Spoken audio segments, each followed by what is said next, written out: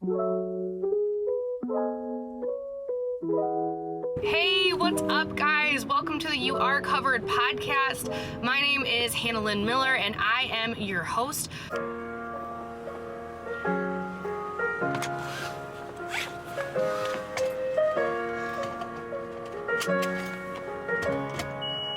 When the rain you want is a flood instead, and the roses bloom, but they're not quite red.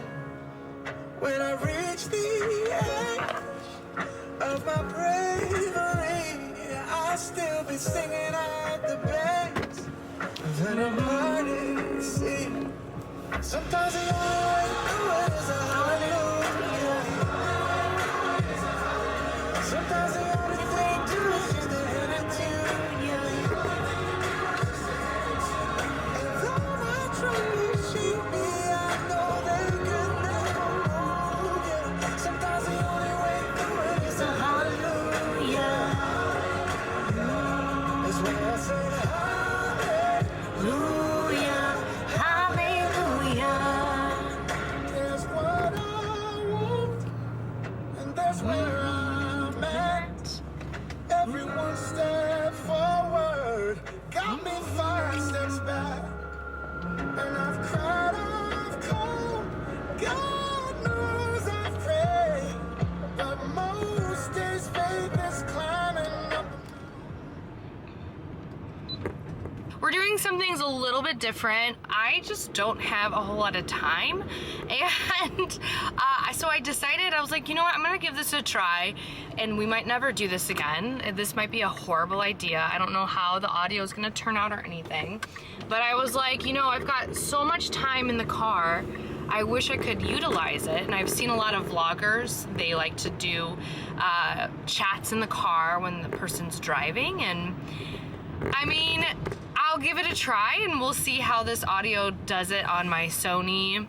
It's like an XYZ, I forget. I always forget the name of the Sony.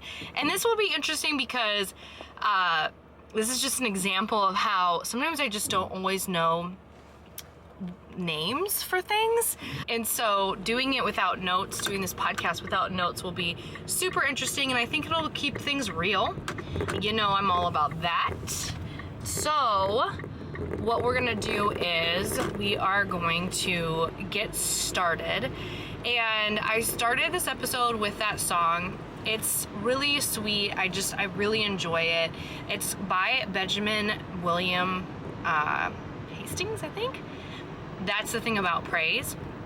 And I just really, it hit me yesterday. I am at the point in the semester, it's right before spring break, and I'm just feeling really overwhelmed, where it's like the point where I can see this degree in my hand. So if you're a student, like, and you've been there senior year itis, or you're maybe, I don't know what it could be, but you see the end in sight, and yet there's so much to do. It's like running a marathon, and I feel like I'm definitely at the end of the marathon. And so yesterday I was like, Lord, I don't know how I'm gonna keep doing this. I felt tired and down and discouraged. And I felt like the Lord was just saying, like, you know, praise me through it and it'll be your strength and it will give you peace. And it reminds me of that verse in Thessalonians that talks about, you know, with prayer and supplication, thanksgiving, present your request to God, and the peace of God, which transcends all understanding, will guard your heart and your mind in Christ Jesus. Woo! I did that by memory, y'all. But that verse really hit me yesterday, and that is what I want to pass on to you. If you're feeling it, I don't know what it is in your life. You know, spring can be hard, especially in the Midwest, because there's gray skies everywhere, and the trees are like looking dreary and everything. Here's the thing, like, let's keep praising the Lord through it. It will be your strength.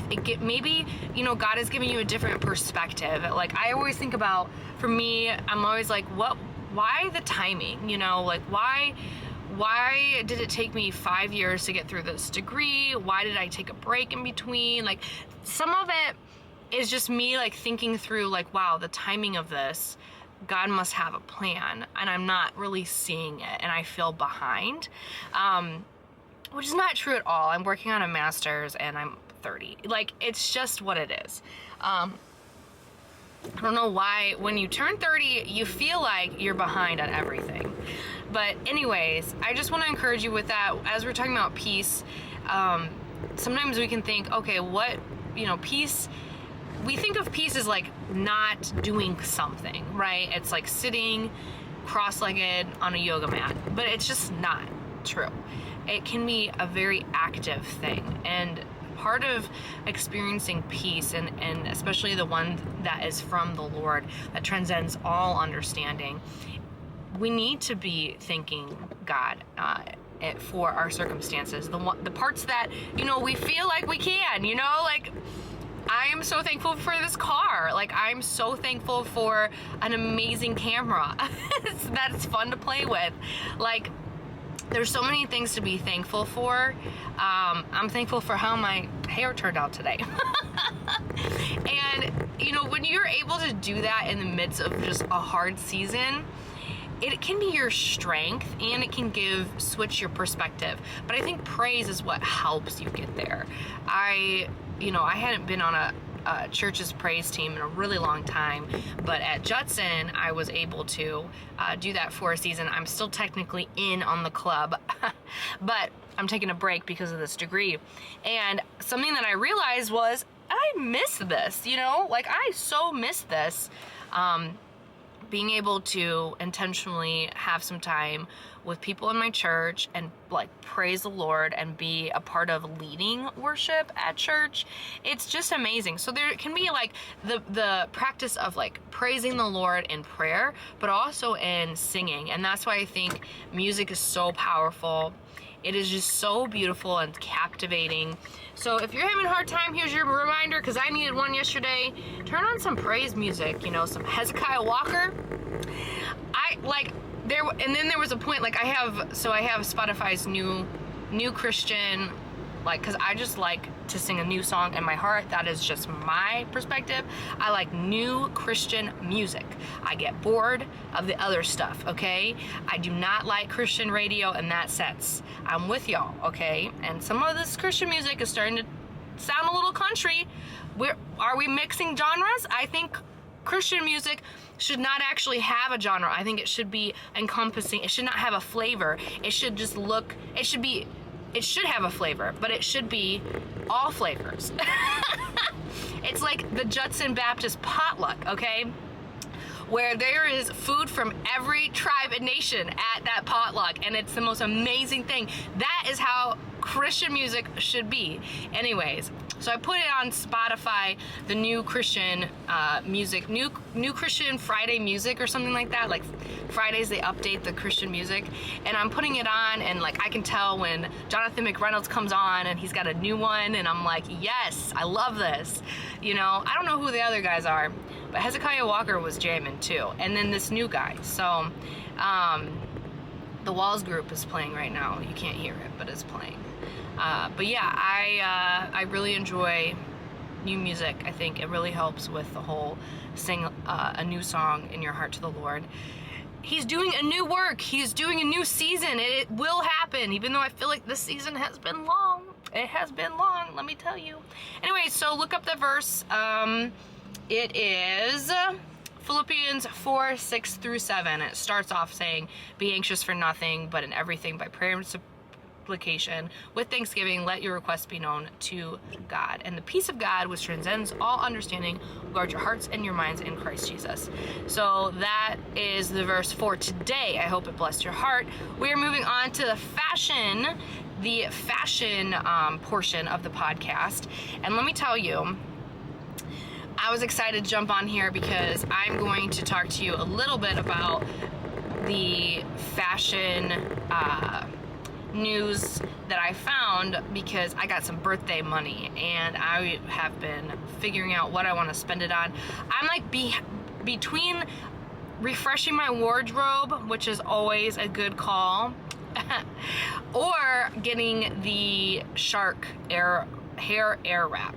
So if you don't know what that is, I'm sorry. I apologize if you're not into the hair scene. But the Dyson hair wrap has gone crazy on TikTok and Instagram, and it's a really powerful beauty product for your hair product, and it is $600. Baby, I am not spending that kind of money at all. I am just not doing it. I cannot picture it. I mean, but here's the thing, the hair looks good. The hair looks really good. So I'm playing with the idea of purchasing the Shark version of the Dyson air wrap. The Shark has an air wrap, and hair people love it. Like they love it. Like they ooze about it. So I might purchase that. It's still a little steep for me. Still a little steep. $270 for a hair blow dryer. I don't know about it. I don't know, but it's also a curler, and it's like all in one. And so I'm loving. So I have the Revlon hair brush blow dryer heat tool, and that is how I blow out my hair, and I've really enjoyed it. So anyways, I will have links for you down in the description. The Revlon one. The Revlon also has a hair curler. Okay, and I really love the hair curler. I really love it. I'm like, oh, that looks real good. So it's like the Dyson and the Shark, but it is a hair curler, and apparently you're gonna be able to put more things on it. I don't know, but that one is more. It's $55 and more affordable, but I don't see it being as powerful.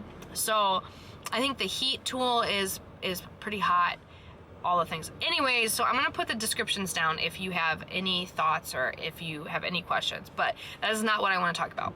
What I want to talk about is what Coach is doing. Coach purses. Coach, I didn't realize they were doing this. Two things. The first thing, they have a tab on their website that is called Reloved Coach. Yeah, Reloved Coach. And they've got different price tags for vintage now.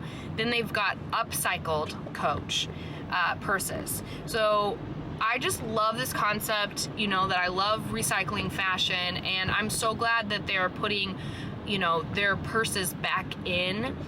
They're recycling them basically, and they're giving you an opportunity to purchase a Coach purse at maybe a little bit cheaper, but you're not wasting these beautiful bags. And there's like a funky new versions of these Coach purses. So if that's in your price range, I think Coach is a lot more in my price range than any other designer purses. So I really like Coach. I have a few vintage ones. I always have. I've got a few Coach purses that are secondhand, and then I also have one that was thrifted. So I really enjoy Coach purses, and I think they're good quality. They came out with this new version of the Coach purse, and it's the tabby shop. So that's the second thing that I wanted to mention. And these tabby purses are beautiful. So I don't know where I was at, but I was at this beautiful outdoor mall, and I went into, it was either a Nordstrom, or I feel like it was like a JCPenney or something like that, or I don't know, something like that. It was like, or Sears. It was like a big, it's one of those malls that still has the big department stores left. But I went over to the Coach section, and I picked up this tabby bag, and I was like, wow, that is good quality. It's beautiful. It's in a pretty reasonable price range, probably around $400. There's smaller ones that would be around the upper 200s, and then the one that's like amazing is probably about 500. So I just wanted to let you know about the options on Coach, because Coach purses are looking really good these days, and I just wanted you to be updated on that. So that is my fashion news of the week, and now we can move into mental health counseling. I wanted to mention attachment styles again. I know that I did one episode on that, and it was more from a workbook. And hopefully you guys have gotten my dating resource on the newsletter, because it's just amazing. It's going to be amazing content. I've got a lot of scales and quizzes for you to take to just learn more about your attachment style, if you're codependent, and just more resources on that. And I wanted to chat about attachment styles because there's a few things that I've been learning and I don't really know where to start, but I'll mention this. So I was doing a presentation on disaster mental health. So you guys know that I'm in this random disaster trauma mental health class, and it's been helpful. Like I've really thought through some things, and it doesn't affect us so much in the Midwest, right? But it definitely can affect you, if you're gonna do any volunteering, or if you are in places where there's wildfires or hurricanes, or you never know. You literally never know. I mean, you could be on vacation and something happens. So anyways, this was super helpful, but we were talking about how to counsel couples during disaster mental health, and it was interesting because there was a study done for couples in Victoria, Australia, where there was bushfires, and so people lost their homes, right? So there was a study done on couples, and it was interesting because it seemed like the woman was the temperature for the couple. So if the woman's mental health wasn't doing so well, then that affected the male of the couple's mental health. And I thought that was really interesting.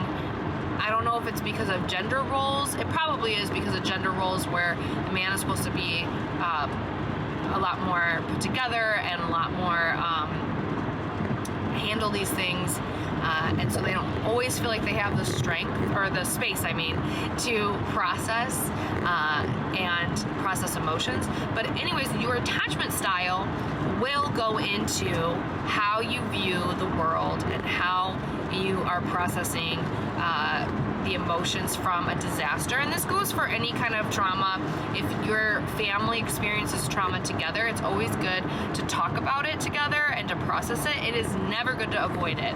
That is just never going to be good. And so it was interesting. The study was talking about how attachment styles, the avoidant one will lash out in more frustration and anger, and will have a harder time being present with children, because the study, most of the couples had children.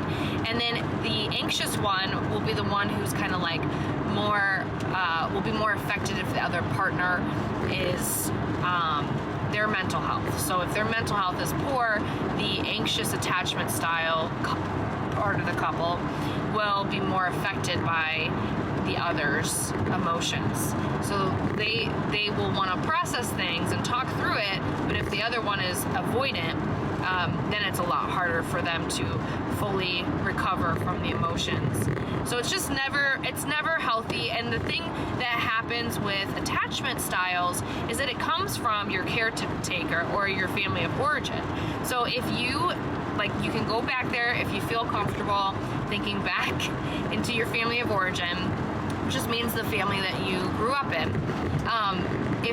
If emotions were safely processed, and if you were able to, safely talk about your feelings and your emotions, then you tend to have more of a secure attachment style. But if emotions were used as weapons, or they were not processed, or they were shoved down, you could have either an avoidant or an anxious attachment style. And that affects your future relationships with friends, but specifically in your family and how you relate to other people. So, and it really does come down to how secure your attachment is with your caretaker, with your dad and your mom, and how you're able to express your feelings and your emotions and be a safe place. And people like to say that it doesn't have anything to do with emotions and feelings and la la la, but it really does. That's how we form secure attachments, is by being able to express our needs in a relationship. Like, it's just how God created us. It's just that simple. So if you want to ignore feelings and emotions, you're going to create insecure attachment styles. And so understanding how your family was and then how you decide to go forward is so important and so crucial. And that's why I want to give you these tools. And so I hope this is helpful. I'm learning as I go. And I definitely think that quiz was really helpful, because it's telling you like what you can work on, what you need to really work on. Like, there's 2 categories, and so that is in my newsletter. So if you sign up for the dating series, in the notes, in the description, you will get that right to your email. And it's just to help you have better relationships. Like, we were made for connection. We were made to love people and love God and do good. And part of that is doing our own healing work.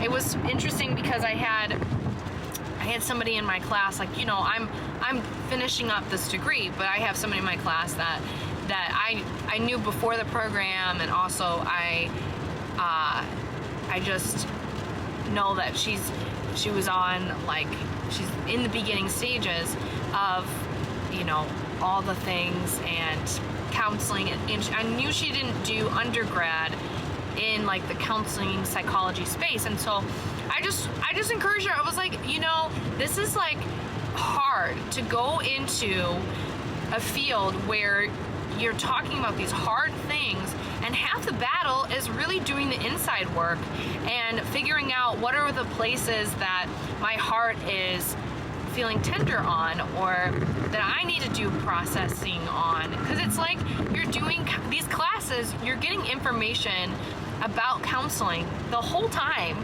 without actually doing the counseling. So you're getting information, but you're not actually going through talk therapy. It can be really challenging.